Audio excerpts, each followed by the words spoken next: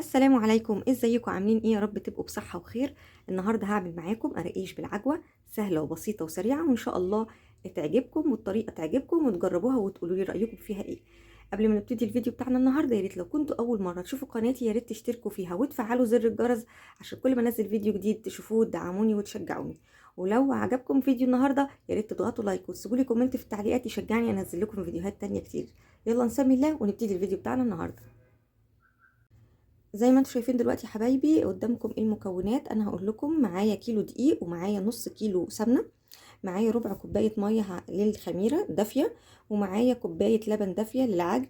كمان معايا 3 معالق كبار سمسم، ومعلقتين كبار لبن بودر، ومعاهم رشه ملح بسيطه، ومعايا معلقه ونص سكر، وهحتاج خميره، وهحتاج باكو بيكنج باودر، ومعايا عجوه للحشو. انت ممكن تعمليها باليانسون، ممكن تعمليها بالشمر، ممكن تعمليها بالكمون، ممكن تعمليها ساده خالص او تعمليها بالعجوه.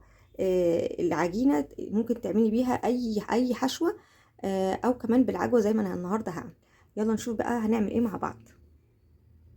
اول حاجه حبايبي هختبر الخميره في ربع كوبايه ميه دافيه، ولازم تكون كوبايه كبيره او برطمان، يعني بحيث عشان لما تفور او تعلى نبقى يعني ايه احنا عاملين احتياطاتنا. انا هحط كيس خميره او بما يعادل معلقه ونص كبار من الخميره اهو، وهحط عليهم كمان المعلقه والنص السكر، واقلبهم واسيبهم بقى في مكان دافي لحد ما نشوف ايه الخميره ونختبرها مع بعض. تاني خطوة حبايبي، انا طبعا سبت الخميرة في مكان دافي. والخطوة التانية ان انا هحط كل المكونات الجافة على الدقيق. هحط البيكنج باودر، هحط كيس البيكنج باودر، وهحط السمسم واللبن البودر ورشة الملح البسيطة دي، ونقلبهم بقى كلهم كده على الدقيق. زي ما قلت لك، حابة تحطي شمر او ينسون او كمون، هتحطيه في الخطوه دي، في المرحله دي هتحطيه وتقلبيه على الدقيق. او لو عايزه بالسمسم زي ما انا هعمل والعجوه، يبقى برضو المكونات الجافه الاول تتحط كلها على الدقيق وتتقلب. بعد كده هنزل بالسمنه على الدقيق واشرب كل الدقيق بالسمنه اللي عندي، ما سيبش جزء من الدقيق ما شربش معايا السمنه. نبسه كده او نفركه بحيث كل السمنه تدخل في الدقيق.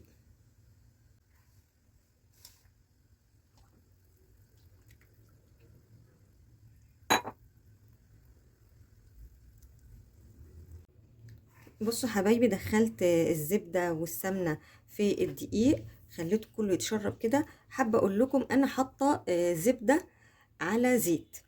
انت عايزه يبقى الكميه كلها سمنه او الكميه كلها زبده او الكميه كلها زيت براحتك، عايزه تخلطي براحتك.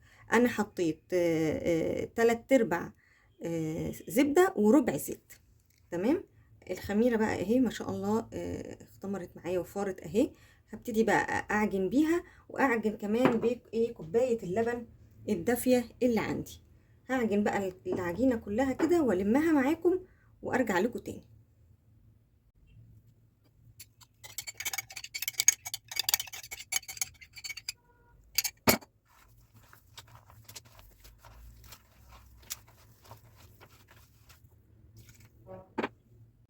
اهو حبايبي عجنتها بكوبايه اللبن ولميتها كويس قوي. بصوا ما شاء الله عليها، العجينه طريه خالص.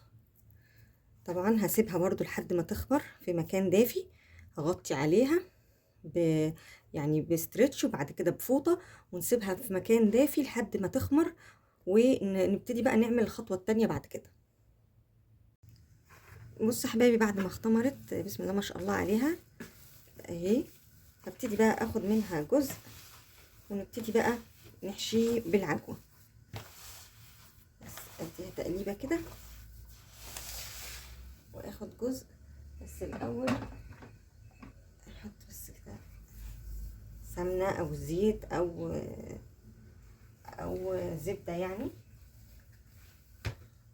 اخد جزء كده ونفردها كده.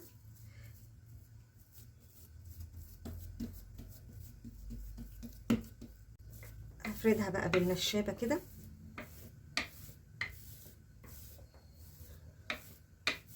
وبعد كده اجيب العجوه. انا حابه اقول لكم ده كان بلح عجوه، فصصته من النوى اللي فيه وحطيته على النار مع معلقتين سمنه او يعني مكعب زبده المتاح عندك، وعلى نار هاديه خالص، وابتديت اقلبه لحد ما بقى عجوه كده، وحطيت عليه حبه سمسم. في بقى عجوه بتتباع بتبقى جاهزه كده يعني مخلصه نفسها وهم عاملينها لك عجوه كده. انا اللي حابه اقول لكم يعني اللي انا عملته ده كان بلح عجوه، وانا حطيته على النار لحد ما يبقى شكله عامل كده. هبتدي بقى احط بقى انا العجوه كده. تمام.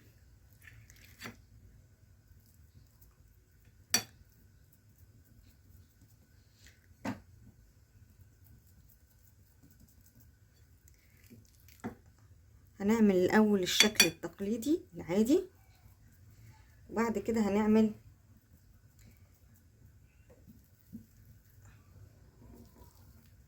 الاول اسويها بس كده.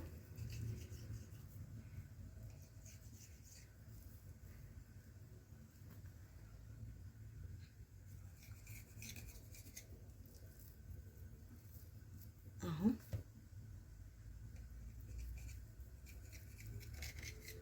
وبعد كده اجيب الجزء اللي هناك ده كده عليها بالراحة كده بالشكل ده، بالراحة خالص كده، ونقفل على العجوة، ولو في زيادة نشيلها برضو اهو بالشكل ده.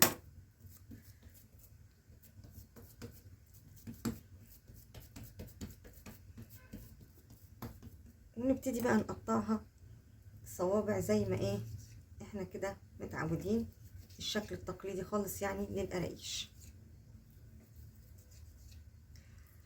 هنسيبها برضو تخمر تاني لحد برضو ما يعني يتضاعف حجمها برضو تاني وتخمر تاني معايا، وبعد كده هسويها في الفرن.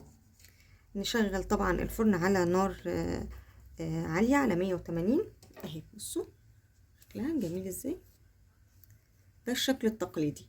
هعمل برضو معاكم شكل زي السويس رول كده او زي السينابون، هنعمله برضو مع بعض دلوقتي. هحطها بس في الصاج، ويكون صاج مدهون، ونسيبها تختمر.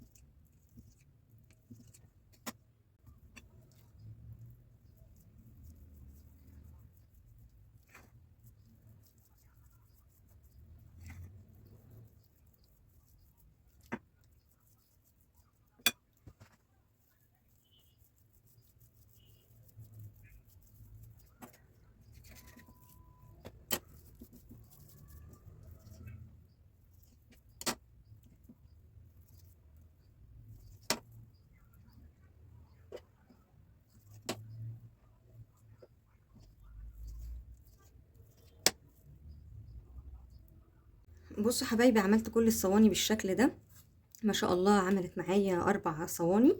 الكمية بصراحة حلوة. على كيلو دي اعمل معايا كمية حلوة بصراحة. حطيتها بقى في الفرن على يعني دافية كده، فرن دافية عشان تختمر المرة التانية. وبعد كده هشغل الفرن على درجة حرارة 180، هتقعد نص ساعة في الفرن. اول ما يبقى القعر بتاعها يعني يبقى لونه ذهبي وحلو كده، نطفي عليها. ما بتاخدش معانا لا وقت ولا مجهود، وبتطلع قراقيش تحفة جميلة جدا جدا. هسيبها تختمر واسويها وارجع لكم. حبايب قلبي، بعد ما القراقيش استوت خدت نص ساعة في الفرن. في جزء فتحت له الشواية، وفي جزء تاني سبته يعني حسيت انه مش محتاج. بصراحة تحفة، ريحتها جميلة جدا وطعمها لذيذ ودايبة، حلوة قوي في الفطار او السناك كده في نص اليوم او عشاء، مع كوباية شاي بلبن او شاي. تحفة جميلة جدا جدا جدا. وعايزة كمان اوريكم هي ازاي كمان. يعني بصوا دايبة خالص، دايبة دايبة دايبة، جميلة قوي وطعمها حلو وريحتها حلوة. ما خدتش معايا لا وقت ولا مجهود، وبمقادير بسيطة عملنا كمية كبيرة ما شاء الله من القراقيش، نضيفة وأوفر طبعا من الجاهز كتير جدا جدا. يا رب النهاردة يكون الفيديو عجبكم واستفدتوا منه. لو عجبكم الفيديو يا ريت تضغطوا لايك وتسيبوا لي كومنت في التعليقات يشجعني انزل لكم فيديوهات تانية كتير، وتشتركوا في القناة وتشجعوني وتدعموني اكبر القناة بيكم وليكم. شكرا ليكم وشكرا لمشاهدتكم للفيديو، مع السلامة.